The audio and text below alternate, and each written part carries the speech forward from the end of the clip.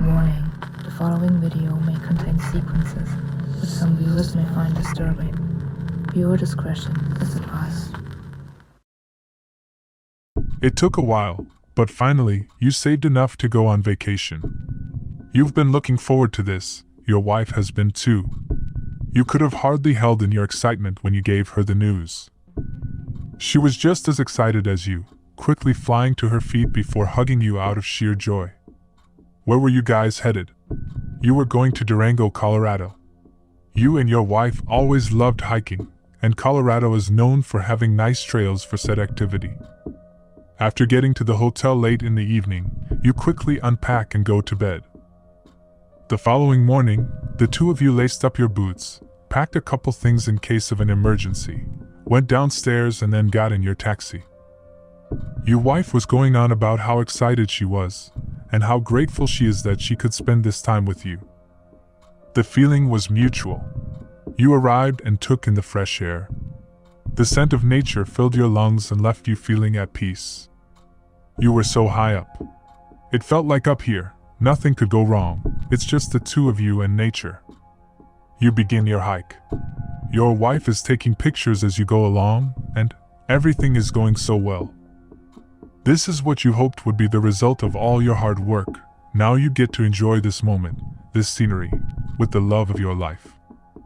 You make it further down the trail and, while looking through the camera, your wife notices something and beckons you over. You walk to her and ask, "What's wrong?"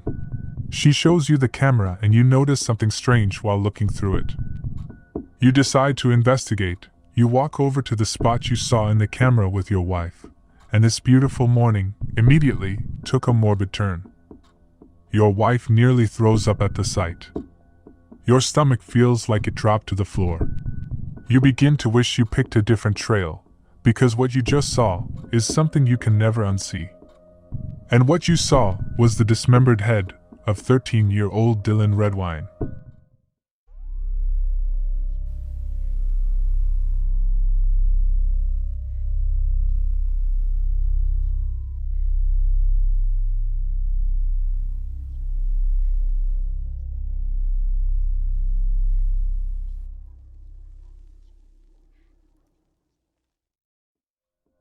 Dylan Redwine was a 13-year-old boy who went missing on the night of November 18, 2012, when he went to visit his father Mark Redwine on court orders. His mother and father were divorced, and as commonly done, though he officially lived with his mother, he would have to make visits to see his father. Apparently, Dylan had no desire to see his father. These sentiments were echoed by his immediate family and his friends. Kristen Baird, Dylan's girlfriend at the time, stated plainly, he did not want to see his father, he was mandated by the court order to come see his dad. Emphasizing that point, she later stated when referring to Dylan's mood before going to visit his father. He was not excited. It would seem like for some reason Dylan really was loathing going to see his old man. As we continue on in this case, it would become painfully apparent why. The next day, his father, Mark Redwine, reported his son missing. He stated that Dylan was not at his home when he returned from work.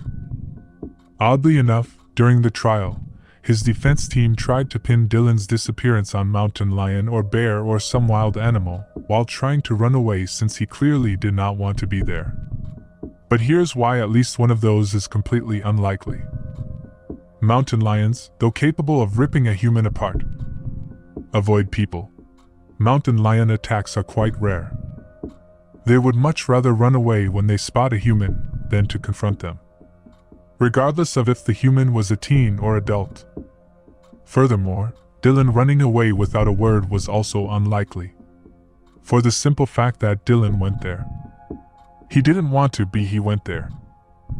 They didn't tie him up and force him to go to his father. He made the decision to go there of his own free will. Though 13, Dylan displayed qualities of selflessness, and he chose to put his own wishes aside and just do what the court ordered. So again, just the notion of Dylan running away doesn't seem like the most plausible thing in this scenario. However, let's not get too far ahead of ourselves. A few hours after Dylan's disappearance, his mother texted Mark and said that she is very suspicious of him right now. This sparked a massive search and rescue operation. His body, however, was not found until the following year in June, during a search of Middle Mountain on the Vallecito Reservoir. But that's all that was found. His body. Not his head. His head did not show up until 2 years later in late 2015, when it was found by hikers about 2 miles away from where his body was found. A forensic examination concluded that there was blunt force trauma to the skull and a fracture above Dylan's left eye. Now this is significant. Remember, the argument was that the boy could have been attacked by an animal when trying to run away, right? There are not many animals in that region that aim for the head specifically when attacking. Not only that, but the number of animals that decapitate their prey is also few. His arguments were a mountain lion or a bear, so let's go with those two. Mountain lions, as stated before, run when they see a human. But if they feel cornered, they will attack. Mountain lions aim for 2 places. They go for the throat, which is where they are most likely to aim for, since they'd crush the windpipe. Or they try to crush the skull. With bear attacks, you find a lot of injuries to the back, shoulders, and neck. From these 2 animals that they mentioned, either of them could have been the culprit. His body wasn't mauled, and he was decapitated. These animals don't decapitate. The blunt force trauma could not have been done by an animal, and that is exactly what the forensic experts concluded, that the injuries to his head were done by another human. The one who killed Dylan was none other than his father, Mark Redwine. But now comes the question we all want to know. Why? The reason is unusual, disgusting, and shocking. Dylan confronted his father the night of his death over something that he found. And Mark, in a fit of rage, killed the boy. What did he find? Well, do you know what coprophilia is? Or how about scat? I'll warn you now, the definitions aren't for the faint of heart. Coprophilia is the term used to describe a sexual fetish for feces. Scat is the genre of pornography that specializes mainly in playing with feces or urine of others. It typically involves actions such as eating feces, people defecating on each other, as stated earlier, playing with feces or urine, and more disgusting acts of that nature. Why did I just tell you this? Because what Dylan found and confronted his father about was pictures that showed Mark cross-dressing, wearing a diaper, eating feces out of a diaper, handling feces, and just completely indulging in scat activities. Whether Mark didn't want those pictures getting out there, or he just got angry when he found out his fetish had been exposed, is unknown. But what we do know is, after confronting him, Mark was angry enough to kill his son, and that is exactly what he did. When he appeared in court, his demeanor was something that everyone, including the judge, took notice of. The trial went on for 5 weeks. During this time, Dylan's family and loved ones gave their testimonies. The prosecutors said what they had to say, but Mark stayed silent throughout all of it. He just sat there with a disinterested look on his face. It's like what everyone was saying had no effect on him whatsoever. Judge Jeffrey Wilson was the one on the stand, and he stated, "I have had trouble remembering a criminal defendant who has shown such an utter lack of remorse. This leads me to believe that you need significant punishment." He also stated that Mark needs to be removed from society for a long period of time. Even after this, Mark remained unfazed.